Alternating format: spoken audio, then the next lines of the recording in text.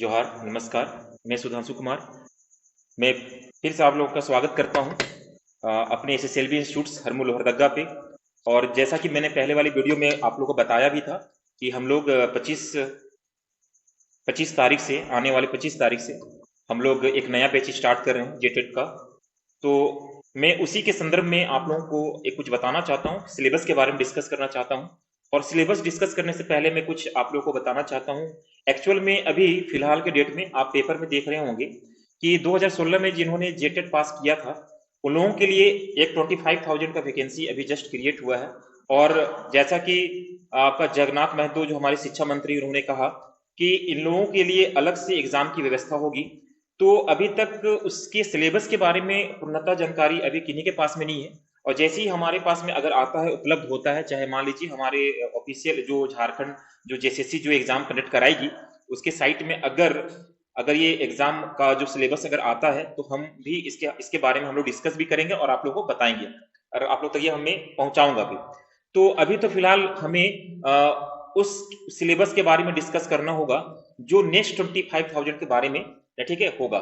जैसे कि 50,000 वैकेंसी अभी झारखंड सरकार ने बोला है। 25,000 वैकेंसी 2016 में जो जेटेट पास किए हैं उनके लिए होगा। और 2016 जो 2016 में पास नहीं किए उनके लिए नई वैकेंसी आएगी 25,000 का, जिसमें कि एक नया सिलेबस होगा। और आप लोग को भी पता होगा, जैसा कि आप लोग देख रहे हैं कि 2 एग्जाम आप लोग को शायद देना पड़ सके। फिलहाल तो अभी 2 एग्जाम का ही बात चल रही है। जैसे कि 2016 में जो जिन्होंने जेटेट पास किया था तो उनका एक एग्जाम जो हुआ था 2016 में, तो उसको हम लोग प्रारंभिक मान लेते हैं और पीटी मान लेते हैं। और जो अभी जो एग्जाम होगा तो वो उसको हम लोग क्या मान सकते हैं, उसको हम लोग मेंस मान सकते हैं। तो इसी प्रकार से जो नेक्स्ट 25,000 का, 25,000 का, तो जैसा कि हमारे शिक्षा मंत्री जगन्नाथ महतो ने जैसा बताया कि हमारा जो आने वाला वैकेंसी है 2016 में जो इन्होंने जेटेट पास किया, तो उस वैकेंसी का एक नया आपका जो मुख्य परीक्षा होगा और उस मुख्य परीक्षा के माध्यम से जितने भी कैंडिडेट्स का जो सिलेक्शन होगा तो वो फिर फाइनल एग्जाम के लिए कहा जाएगा। तो इस तरह से आप देखते क्या है कि हम जो 25,000 जो वैकेंसी आने वाली है का 2016 में जो जेटेट पास किए थे उसके बाद की बात करें तो उसके लिए एक नई नियमावली के तहत आपका झारखंड शिक्षक पात्रता परीक्षा नियमावली जो संशोधन हुई है 2022, ठीक है। तो उसके तहत एक आपका जो नियमावली तैयार किया गया है उसके अंतर्गत जितने भी सिलेबस हैं, क्या क्या पढ़ना है हमें और क्या इसके अंतर्गत हमें डिस्कशन करना है, आज हम इसको डीपली से समझेंगे, है ना। तो हम लोग देखते हैं कि आप स्क्रीन पे देख पा रहे होंगे कि स्क्रीन पे हमारा यहाँ पास आपका है स्कूली साक्षरता विभाग। स्क्रीन पे थोड़ा से देख पाएंगे आप लोग, है ना।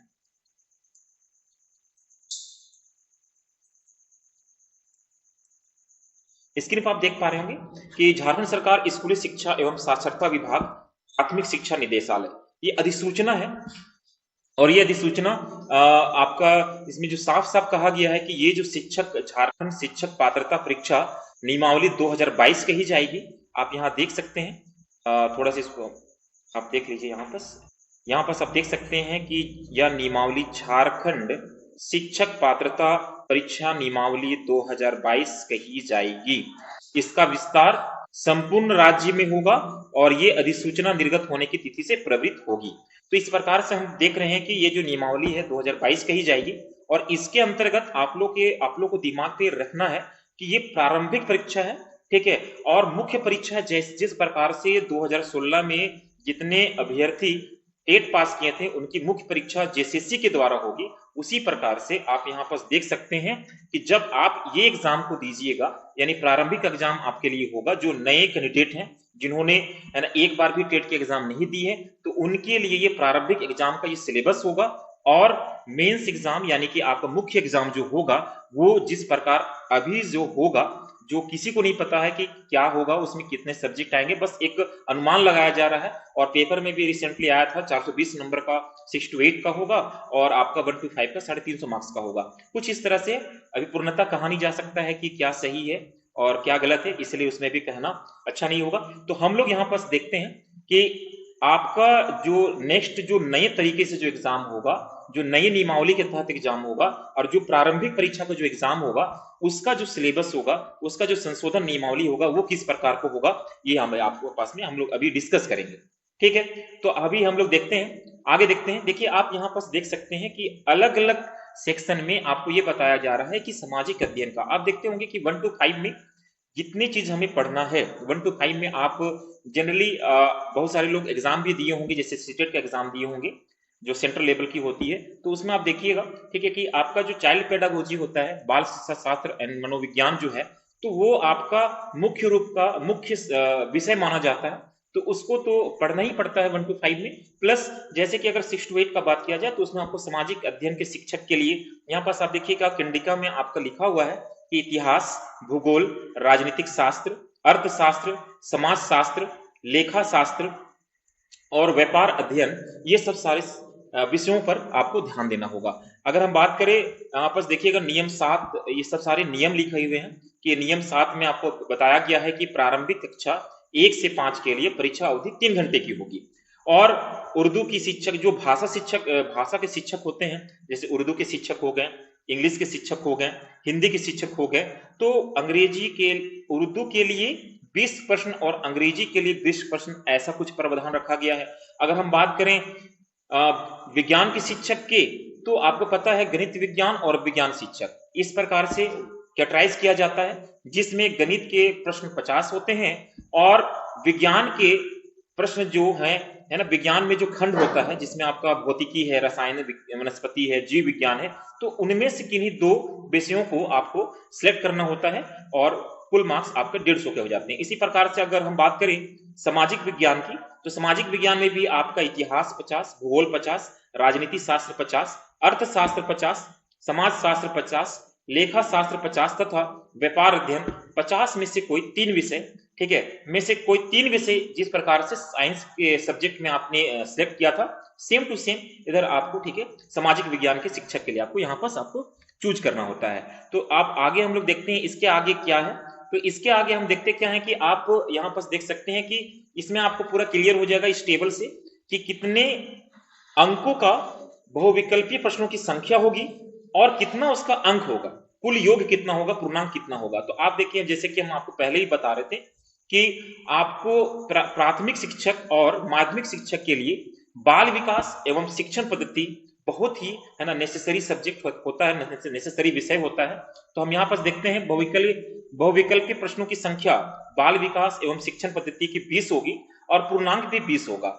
इसी प्रकार से अगर हम भाषा की बात करें तो भाषा आप एक में देखिएगा, इसको 2 तरह से इसको कैटेगराइज किया गया है, एक हिंदी एवं आप देख सकते हैं हिंदी, यहाँ पर आपको हिंदी दिख रहा होगा, और देख सकते हैं आप यहाँ पर अंग्रेजी, ठीक है। तो सहायक शिक्षक में अगर हम बात करें भाषा का, तो ये जो भाषा में हिंदी के लिए 20 प्रश्न और अंग्रेजी के लिए 20 प्रश्न, यानी सब मिला के आपका जो बहुविकल्पीय प्रश्नों की संख्या होगी वो कितने की होगी, 40 की होगी। कितने की होगी, 40 की होगी। और इसी प्रकार से अगर हम बात करें पूर्णांक, तो पूर्णांक कितना का होगा, 40 का होगा, ठीक है। अगर उर्दू सहायक शिक्षक बात करा जाए तो उर्दू के जो शिक्षक होंगे तो उर्दू का प्रश्न भी 20 होगा और अंग्रेजी का प्रश्न 20 होगा।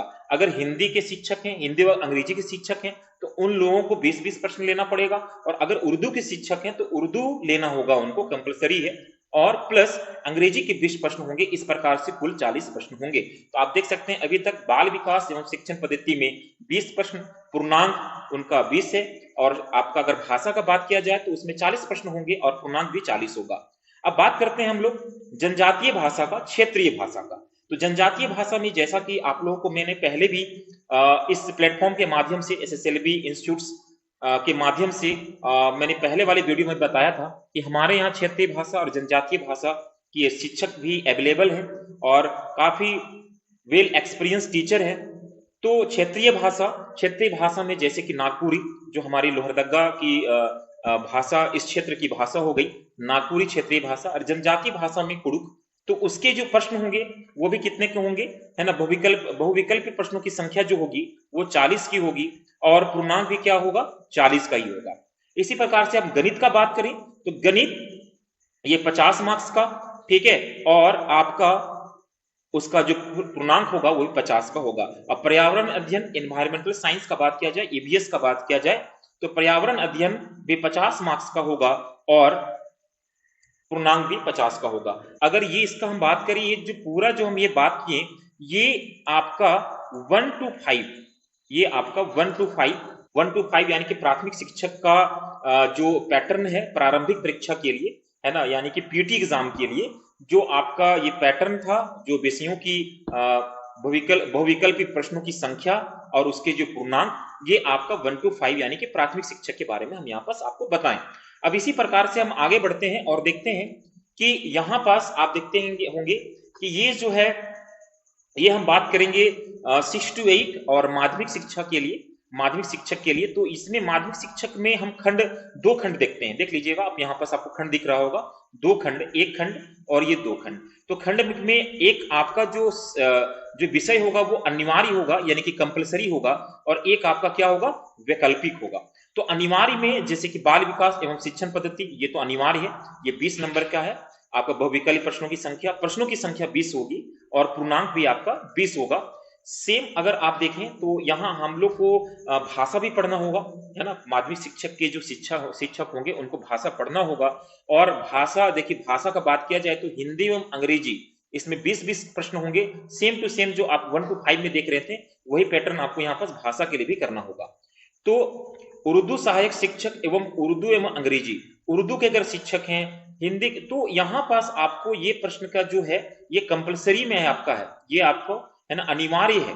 तो अनिवार्य रूप से आपको भाषा का 40 प्रश्न और बाल विकास एवं शिक्षण पद्धति का 20 प्रश्न आपको करना ही करना है। अब बात करते हैं क्षेत्रीय भाषा का और जनजातीय भाषा का, यहां भी आपको करना है माध्यमिक शिक्षक में भी। तो 40 प्रश्न आएंगे और 40 उनका पूर्णांक होगा। इसी प्रकार से बात करें, क्योंकि 6 to 8 में, है ना, शिक्षक को दो कैटेगरी में डिवाइड किया जाता है, एक गणित विज्ञान एवं विज्ञान के शिक्षक में और दूसरा एक सामाजिक अध्ययन शिक्षक के रूप में इसको किया जाता है, और तीसरा भाषा शिक्षक के रूप में किया जाता है।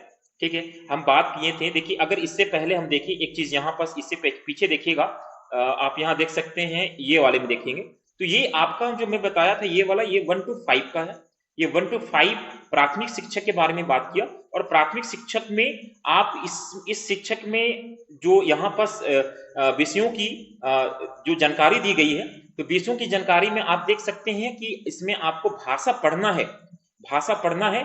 अगर आपने हिंदी और इंग्लिश चूज किया है तो दोनों से 20-20 प्रश्न आएंगे।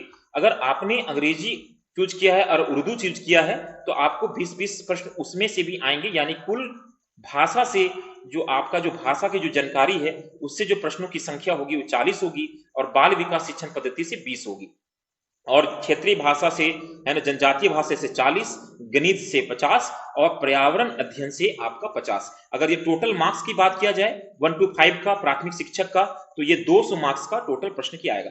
तो यहाँ पास आगे हम यहाँ जो बता रहे थे आपको 6 to 8 का, तो 6 to 8 में आप देख सकते हैं कि यहाँ पर, क्योंकि मैंने बताया कि 6 to 8 का यानी कि माध्यमिक शिक्षक लोगों का, है ना, दो कैटेगराइजेशन होता है, एक तो गणित विज्ञान एवं विज्ञान और सामाजिक अध्ययन एवं अध्ययन शिक्षक। तो इसमें भी साफ साफ है कि आपको जो गणित विज्ञान और विज्ञान के शिक्षक होंगे उनको गणित से 50 प्रश्न पूछे जाएंगे, विज्ञान से 50 प्रश्न पूछे जाएंगे। ठीक है, तो गणित तो एक आपको कंपलसरी हो गया, गणित आपको लेना ही लेना है, 50 प्रश्न उससे पूछे ही जाएंगे। पर विज्ञान के जो 50 प्रश्न हैं, 50 यहाँ पास आपको दे रखा है, तो इसको इस प्रकार से किन्हीं 3 विषय में से, ठीक है, कोई 3 विषय आपको लेना है। तो देखिए पूरे प्राप्तांक का बात किया जाए तो 150 मार्क्स का है, यानी कि आपने अगर गणित को सिलेक्ट किया तो विज्ञान में से किन्हीं 2 विषयों को आपको सिलेक्ट करना होगा, जैसे कि भौतिकी है, रसायन शास्त्र है, वनस्पति है, जीव विज्ञान है, इनमें से किसी को आपको सिलेक्ट करना होगा, किन्हीं 3 सब्जेक्ट को सेलेक्ट करना होगा। और गणित इसमें आपका जाएगा ही जाएगा, गणित को कंपलसरी मान के चलिए, गणित 50 मार्क्स का हो गया। और विज्ञान सब्जेक्ट से आपको क्या करना होगा, विज्ञान विषय से किन्हीं 2 विषयों को यहां से, जैसे कि भौतिकी, वनस्पति, रसायन, जीव विज्ञान में से किन्हीं 2 विषयों को आपको लेना होगा और उस हिसाब से आपको एग्जाम देना होगा। कुल प्राप्त जो आपका बहुविकल्पी प्रश्नों की संख्या होगी 150 की और पूर्णांक कितने की होगी, 150 की।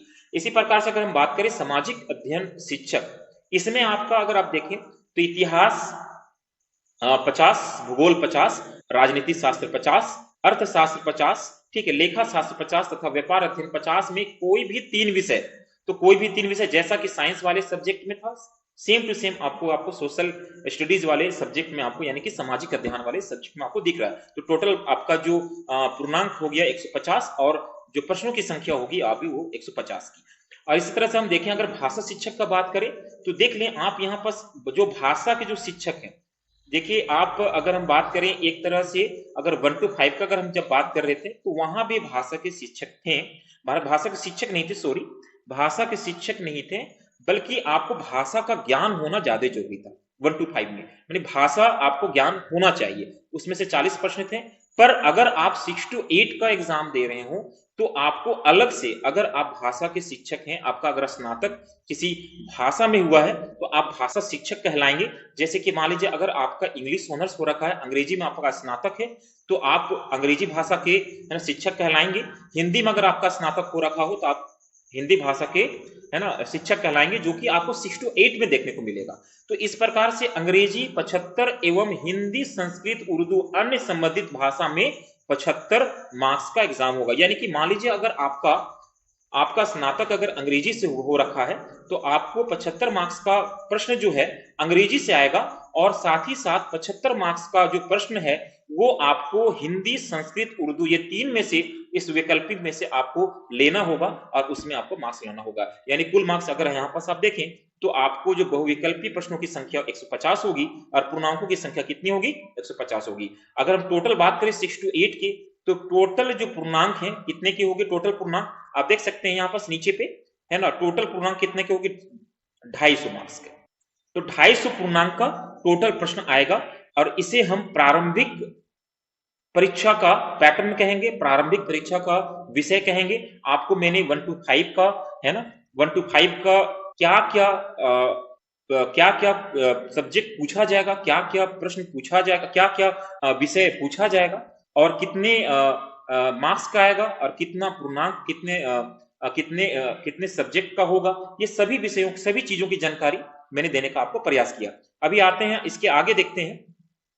तो इसके आगे आप देख पाएंगे, तो इसके आगे आप देखिएगा कि ये बहुत महत्वपूर्ण है आप लोगों के लिए, जिन्होंने अभी, जिनको अगर ये प्रारंभिक परीक्षा देना है, ठीक है, तो इनके लिए बहुत ही महत्वपूर्ण होगा ये जानकारी जो अभी आपके सामने आपके स्क्रीन पे दिख रहा है, जिसमें साफ साफ लिखा हुआ है कि अभ्यर्थियों को मैट्रिक 10वीं कक्षा एवं इंटरमीडिएट 10+2 कक्षा, यहाँ पर जो लिखा हुआ कक्षा झारखंड राज्य के में अवस्थित मान्यता प्राप्त शैक्षणिक संस्थान से उत्तीर्ण होना अनिवार्य होगा, तथा अभ्यर्थी को स्थानीय रीति रिवाज, भाषा, परिवेश का ज्ञान होना अनिवार्य होगा। परीक्षा में आपको जो दिया हुआ यहाँ पर जो स्क्रीन पे दिख रहा है, जो टेबल आपको नजर आ रहा है, इसमें आपको एक महत्वपूर्ण बात मैं बताना चाहता हूं कि इस बार आपको ओवरऑल आपको 60% नहीं लाना है। जैसे कि मान लीजिए सामान्य जाति को है ना 60% आप मान लीजिए, जितने भी मार्क्स का एग्जाम हो रहा है, जैसे कि आपने देखा, ठीक है, आपने देखा कि 250 मार्क्स का 6 to 8 है, और हमारा 200 मार्क्स का 1 to 5 है। अगर 200 मार्क्स का अगर हम 60% निकालें तो आपका 120 मार्क्स होता है, यानी कि 120 मार्क्स का होता है।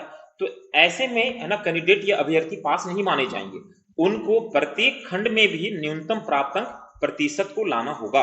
आप देख सकते हैं इसमें आपका साफ साफ लिखा हुआ है कि सामान्य जाति, तो सामान्य जाति के जो भी होंगे उनको, जैसे कि मान लीजिए वो अगर 1 to 5 दे रहे हैं, क्या दे रहे हैं, 1 to 5 का एग्जाम वो दे रहे हैं, यानी प्राथमिक विद्यालय का प्राथमिक शिक्षक उनको बनना है।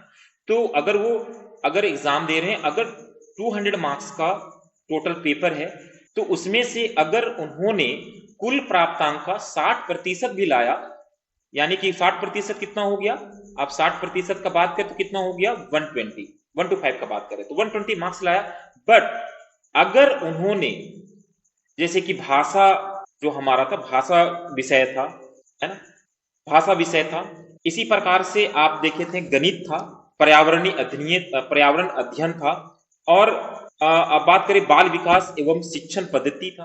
तो अगर इनमें से किसी में से अगर वो इंडिविजुअली, अगर जैसे कि मान लीजिए आपका देख सकते हैं 1 to 5 में बाल विकास एवं शिक्षण पद्धति में प्रश्नों की संख्या 20 थी और पूर्णांक भी आपका 20 था।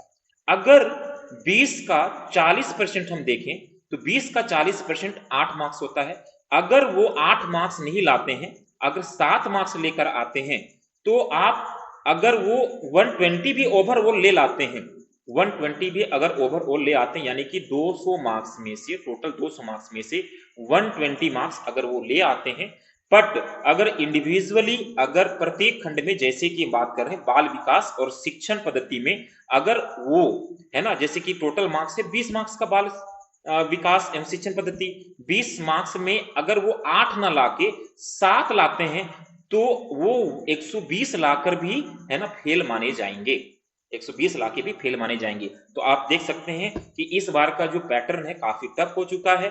तो इस आप साफ साफ समझ सकते हैं कि प्रत्येक खंड में न्यूनतम प्राप्तांक आपको लाना होगा, जो कि हर एक कैटेगरी को यहाँ पास आपका, हर एक कैटेगरी के बारे में यहाँ पास मैंने यहाँ पास आप स्क्रीन पे देख सकते हो कि हर एक कैटेगरी के लिए अलग अलग है। सामान्य जाति को 40%, अनुसूचित जाति को 30 है ना, अनुसूचित जनजाति को प्रत्येक खंड में 30%, आदिम जनजाति को प्रत्येक खंड में 30 है ना, अत्यंत पिछड़ा वर्ग को 35 है ना, अत्यंत जो पिछड़ा वर्ग जो 2 में आते हैं उनको 35% है ना, आर्थिक रूप से कमजोर वर्ग को 35%, और जो दिव्यांग है, जो फिजिकली चैलेंज जो पर्सन हैं, उनको है ना 30% लाना होगा।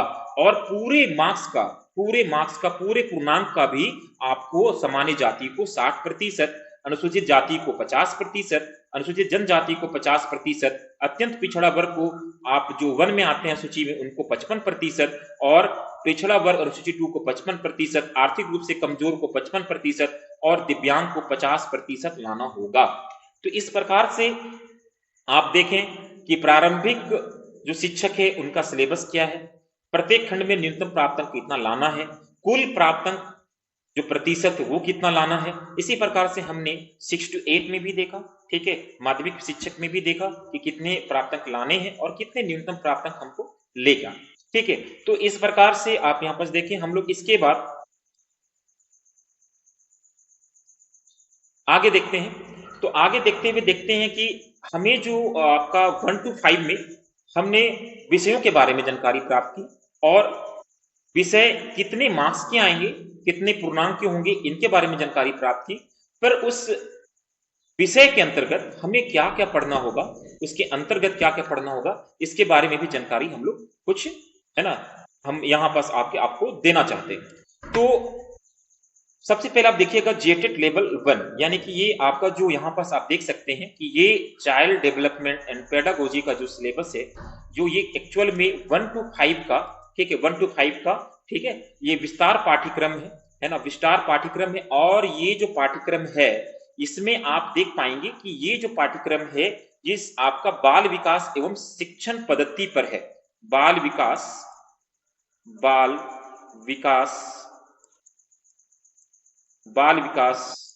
एवं शिक्षण पद्धति, ठीक है, शिक्षण पद्धति। तो ये यहाँ पास बाल विकास एवं शिक्षण पद्धति पे ये है आपका। तो हम यहाँ पास देख पाएंगे कि बाल विकास एवं शिक्षण पद्धति में हमें क्या पढ़ना है 1 to 5 के लिए। किसके लिए? 1 to 5 के लिए। तो देखेंगे, देखिए क्या पढ़ना आपको, देख पाएंगे आप विविध शिक्षार्थियों को समझना, समायोजन, सीखने के सिद्धांत और इसके निहितार्थ, सीखने के लिए प्रेरणा और निहितार्थ, सीखने सिखाने की प्रक्रिया, बाल विकास, सीखने का अर्थ, अवधारणा, मूल्यांकन, अर्थ और उद्देश्य, शिक्षा का अधिकार अधिनियम 2009। और आपको हम बता दें कि शिक्षा का अधिकार नियम 2009 प्लस अभी जो हाल फिलहाल में 60%, शिक्षा का अधिकार अधिनियम 2020, ये भी हमें पढ़ना होगा, ठीक है। राष्ट्रीय शिक्षा नीति ये पढ़ना है, 2009 और 2020 लागू हो चुका, तो ये भी पढ़ेंगे हम लोग। व्यक्तित्व, कार्रवाई पर शोध, बच्चे कैसे सीखते और सोचते हैं, व्यक्तिगत मतभेद, बुद्धि, सीखने की कठिनाइयां, आनुवांशिकता और पर्यावरण की भूमिका, सीखने को प्रभावित करने वाले कारक। इसके बाद हम आगे देखते हैं, आप देखिएगा लैंग्वेज का हम बात करें तो लैंग्वेज में देखिए जैसे कि भाषा है ना, भाषा। तो भाषा 1 to 5 में भाषा के बारे में हमें जानकारी होनी चाहिए। और जब आप 6 to 8 पे जाइएगा तो भाषा के शिक्षक तो अलग से भी होते हैं, पर भी उसमें भाषा के बारे में है ना, सभी को, जो एक कंपलसरी पेपर था, अनिवार्य पेपर था, जिसमें आपको भाषा के बारे में या तो आप 1 to 5 के एग्जाम दे रहे हो तब भी, या तो आप 6 to 8 के एग्जाम दे रहे हो तब भी आपको भाषा का ज्ञान होना चाहिए, जिसमें आपको बताएं भी कि 20-20 प्रश्न आएंगे। अगर आपने हिंदी रखा हो, अगर इंग्लिश रखा हो तो 20-20 प्रश्न, आपने उर्दू रखा हो और इंग्लिश रखा हो तो 20-20 प्रश्न। तो इसी में आपको पढ़ना क्या होगा? देखिए, पढ़ना एक्चुअली क्या होता है, सारा कुछ जो होता है शिक्षण पद्धति से जुड़ा होता है। हमें पढ़ना क्या है, बच्चे को कैसे पढ़ाएं और बच्चों में भाषा के विकास को कैसे डेवलप किया जाए, उसी को लेकर क्या होता है, आपका विषय के बारे में हमें पढ़ना होता है। तो यहां पास ऐसा नहीं है कि इंग्लिश पढ़ना होगा तो इंग्लिश के जितने भी ग्रामर होंगे, जितने भी उसके पोएम्स होंगे, चाहे कोई, इस तरह ऐसा कुछ नहीं है। हमको बच्चों को इंग्लिश पढ़ाएं कैसे, और बच्चे हमारे इंग्लिश पढ़ाने से कितने समझते हैं, हमारा जो अधिगम है, हमारा जो सीखने का, हमारा जो सिखाने का जो प्रोसेस है वो कितना बढ़िया है, ये चीज हमें सीखना होता है। तो समझ लीजिए कि इस इंग्लिश में आपको, ठीक है, पेडागोजी भी साथ में होगा। इसीलिए आप देखेंगे सिलेबस में क्या लिखा होगा, शिक्षण अधिगम सामग्री, प्रश्न तैयार करना जिसमें प्रश्न व्यापक और सतत मूल्यांकन शामिल हो, अनदेखी गद्य मार्ग, अंग्रेजी हिंदी पढ़ने के सिद्धांत, अनदेखी पद्य मार्ग, भाषा कौशल का विकास, शिक्षण अधिगम। तो ये सब आपको यहाँ पर लैंग्वेज में हमको भाषा के ज्ञान पे पढ़ना होगा, ठीक है। अब हम बात करते हैं, ये हम लोग 1 to 5 के सिलेबस पे डिस्कस कर रहे हैं। अब देखिए क्या है मैथमेटिक्स में, एक्चुअल में देखिए आप पेपर पे पढ़ते होंगे तो पेपर पे आप देखते होंगे कि 1 to 5 का जो हमारा सिलेबस होगा वो +2 स्तरीय होगा। तो मैं आप लोगों को बता दूं कि +2 स्तरीय होगा, ठीक है, पर हमें बेसिक चीज भी जानकारी होना चाहिए, ठीक है। +2 स्तरीय होगा, हम उसी लेवल पे जाएंगे। पर क्या होता है कि 1 to 5 में वो सारे टीचर्स इन्वॉल्व होते हैं, सारे टीचर्स देते हैं, जिन्होंने आर्ट्स से भी किया हो, जिन्होंने साइंस से भी किया हो, जिन्होंने कॉमर्स से भी किया हो अपना स्नातक, चाहे 10+2। तो इसमें दिक्कत ये भी आ सकती है, जिन्होंने साइंस से किया है तो अगर एग्जाम 10+2 स्तरीय होगा तो 10+2 स्तरीय के मैथमेटिक्स पूछे जाएंगे। अब इसमें 10+2 जो आर्ट्स के स्टूडेंट्स होंगे उनको थोड़ी दिक्कत हो सकती है। तो मेरा मानना है कि आप 10th क्लास तक जितने भी मैथ्स के कैलकुलेशन है आप उसको अगर ध्यान देते हैं, ठीक है, तो कोई दिक्कत नहीं होगी। तो आप देख सकते हैं यहां पर विभाजन, नंबर, गुना, मापतोल, समय, शैक्षणिक मुद्दा, पैसे, पैटर्न्स, आयतन, जोड़ना और घटाना, ज्यामिति, ठीक है, आकार और स्थानिक समझ, डेटा साधारण जिसको हम लोग बोलते हैं डेटा हैंडलिंग, जिसे बोला जाता है डेटा इंटरप्रिटेशन कहा जाता है, एलसीएम, एचसीएफ। तो ये सब चीजें हमें क्या करना है, मैथमेटिक्स में देखना है। इसके बाद आगे भी देखेंगे, दशमलव भाग भी है, इसमें दशमलव भाग भी है, दशमलव भाग। और आगे हम इसमें देखें तो आपको दिखेगा, देखिए आप यहाँ पर देख सकते हैं आपके ऊपर में ये जो सिलेबस है, ये आपका सिलेबस जो है ईवीएस का सिलेबस है। 1 to 5 के लिए ईवीएस का सिलेबस है। यहाँ पर पानी, प्राकृतिक संसाधन, सौर प्रणाली, भोजन, संसाधन, देखभाल, वायु, शरीर के अंग, समूह गीत, सजीव और रात, पौधों के भाग, दिन और रात, परिवहन, संचार और इसका विकास, प्रदूषण, मौसम और जलवायु, आपदा प्रबंधन, रोग, हमारा झारखंड, हमारे आसपास के आवास, त्योहार में स्कूल, परिवार, राष्ट्रीय स्वास्थ्य, अच्छी आदतें, व्यक्तिगत स्वच्छता, ठोस कचरे का निपटान, भौगोलिक विशेषताएं और परिवर्तन, स्थानीय निकाय, ग्रामीण और शहरी। स्थानीय निकाय, जैसे कि शहरी निकाय का हम बात करें तो शहरी निकाय में आपको पता ही है, ठीक है, कि शहरी निकाय में हमारा नगर है ना, नगर जितने भी होते हैं, नगर जानते होंगे, नगर पालिका। तो ये सब जो शहरी निकाय है ना, वहां पास ग्रामीण में चलिए तो ग्राम पंचायत। तो ये सब सारा चीज पढ़ना है आपको। सामुदायिक भवन, राष्ट्रीय संपत्ति, प्राथमिक चिकित्सा। तो ये सब आप देख सकते हैं 1 to 5 के सिलेबस में। अब जेटेड सिलेबस का अगर हम बात करें तो मैथमेटिक्स का हम देखते हैं तो मैथमेटिक्स में आप देख सकते हैं चक्रवृद्धि ब्याज छूट, ये एक्चुअल में किसका है, ये 6 to 8 का है। 6 to 8 का सिलेबस भी डिस्कस कर रहे हैं। तो आपको चक्रवृद्धि ब्याज, ठीक है, नंबरों के साथ खेलना, ऋणात्मक संख्या, पूर्णांक, मूल, लाभ, हानि, हमारी संख्या जानना, बीज गणित का परिचय, बीज सर्व समीकाएं, बहुपद, साझा प्रारंभिक आकृतियां 2D और 3D यानी कि 2 डायमेंशन 3 डायमेंशनल, समरूपता, प्रतिबिंब निर्माण, सीधे किनारे के पैमाने, जैसे चांद प्रोटेक्टर होता है प्रकार का उपयोग कैसे करें, है ना, चतुष्कोण, बीज गणित, पूर्ण संख्या, भिन्न घातांक, ऑलमोस्ट जितने भी मैथमेटिक्स जो 10th लेवल तक के होंगे, है ना, हमें सभी पर हमें ध्यान देना होगा। बुनियादी ज्यामिति विचार, डेटा हैंडलिंग, सांख्यिकी, क्षेत्रमिति, वृत्त, गोला, शंकु, त्रिभुज, बेल इत्यादि। तो आप देख सकते हैं यहाँ पर 6 to 8 के सिलेबस को, जिसमें मैथ्स का सिलेबस आपके सामने में डिस्कस किया। साइंस में आप देख सकते हैं साइंस में क्या पढ़ना होगा। तो साइंस में एक बात आपको हम बता दें कि केमिस्ट्री के लिए अलग से आपको देखना होगा, फिजिक्स के लिए आपको अलग से देखना होगा, है ना, आपको जीव विज्ञान के लिए अलग से देखना होगा, और वनस्पति जो भी हमें वनस्पति शास्त्र के लिए अलग से देखना होगा। तो जो भी चीजें यहाँ पर आपको हमारे कोचिंग संस्थान पे, है ना, अलग से जो हमारे जो टीचर्स हैं उस सब्जेक्ट में आपको अलग से सारे चीज के बारे में जानकारी देंगे। जैसे केमिस्ट्री का अगर हो तो केमिस्ट्री आपको दिया जाएगा, केमिस्ट्री पूरे अच्छे तरीके से बताया जाएगा। अगर आप केमिस्ट्री के साथ में फिजिक्स का चुनाव करते हैं, सिलेक्शन करते हैं, तो फिजिक्स के बारे में भी पूरे अच्छे तरीके से जो भी सिलेबस में होगा सभी की जानकारी आपको, सभी का जितना भी पढ़ाई है यहाँ पर संपूर्ण रूप से आपको दिया जाएगा। तो हम यहाँ पर आपको बता दें, देखिए आप यहाँ पर सिलेबस आपके स्क्रीन पे दिख रहा होगा। तो ये साइंस का है ना, ठीक है, सिलेबस है। इसी प्रकार से इंडिविजुअली सबके बारे में, सारे सब्जेक्ट के बारे में बताया जाएगा। देखिए आप देख सकते हैं लगभग आपको सारे चीज को यहाँ पर देखना है। इस जितने सिलेबस में आप देख रहे होंगे यहाँ पर आपको केमिस्ट्री भी देखना है, यानी रसायन शास्त्र भी देखना है, फिजिक्स में देखना है यानी कि भौतिक शास्त्र भी देखना है, और आपको बायोलॉजी यानी कि आपको जीव विज्ञान को भी देखना है। यहाँ पर आप सिलेबस में देख सकते हैं।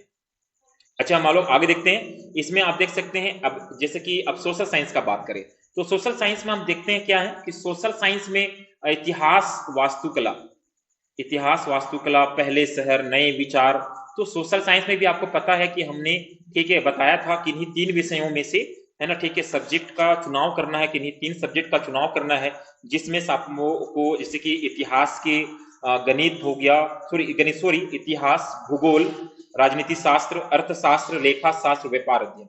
तो इसमें से आपको चुनाव करना। आप जो यहाँ पर मैंने जो सिलेबस यहाँ पर आप लोगों को दिखा, जो स्क्रीन पे दिख रहा है, ये सभी वो सारे जितने भी विषय हैं सभी विषयों को के पहलुओं को टच करता है। ये इतिहास, है ना, लेखा शास्त्र, है ना, आपका जितने भी राजनीति शास्त्र, जो भी विषय जो आपके सामाजिक जो सोशल साइंस, सामाजिक अध्ययन के अंतर्गत आते हैं, सभी विषयों को ये आपका हमारा जो सिलेबस है वो टच करेगा। और इसी तरह से देखिए भूगोल में क्या पढ़ना है। भूगोल में आप देख सकते हैं पर्यावरण की समग्रता और प्राकृतिक मानव, ग्लोब, वायु, है ना, ये सारा जो आप देख सकते हैं स्क्रीन पे, है ना, ठीक है, पानी, ग्रह और सौर मंडल, पृथ्वी। तो ये सारे सिलेबस को हम लोग बारी बारी से यहाँ पर सभी कुछ डिस्कस करते हुए आगे बढ़ेंगे। सोशल एंड पॉलिटिकल लाइफ में आप क्या पढ़ना है देख सकते हैं। देखिए लिंग भेद, स्थानीय सरकार, जनतंत्र, मीडिया को समझना, शैक्षणिक मुद्दे, न्यायतंत्र, संविधान, सामाजिक न्याय, जीविका चलाना, राज्य सरकार, विविधता, संसदीय सरकार, सरकार। तो ये सब सारा आपको यहाँ पर आपको देखने को मिलेगा। सारा जितने भी सोशल साइंस का जो सब्जेक्ट है देखने को आपको मिलेगा। तो मैं यहाँ पर आप लोगों से एक चीज और भी रिक्वेस्ट करूंगा कि हमारे यहाँ पास जो हमारा इन्वायरमेंट है, हम लोग जो लोहरदगा के धरती पे एक जो हम लोग जितने भी हमारे जो टीचर्स हैं, है ना, मिल के एक प्लेटफॉर्म तैयार किए हैं। और हमारे जो टीचर्स हैं वेल एक्सपीरियंस्ड हैं, सारे कोई काफी मेहनती हैं, और हम लोग एक प्लेटफॉर्म यहाँ पर तैयार कर रहे हैं कि आप लोगों को बेहतर शिक्षा दिया जा सके, ऑनलाइन के माध्यम से भी और ऑफलाइन के माध्यम से भी। तो हमें उम्मीद है और मुझे उम्मीद भी है कि आप जितने भी लोहरदगा में हैं और लोहरदगा से बाहर भी हैं, हमें सपोर्ट करें। हम आप लोगों के लिए हमेशा, मेहनत के लिए हम लोग हमेशा तत्पर रहेंगे। और हमारे कोचिंग संस्थान SSLB हरमू लोहरदगा में आकर अपने उज्जवल भविष्य को बनाएं और हमारे साथ ज्वाइन करें और आगे बढ़ें। धन्यवाद, थैंक यू।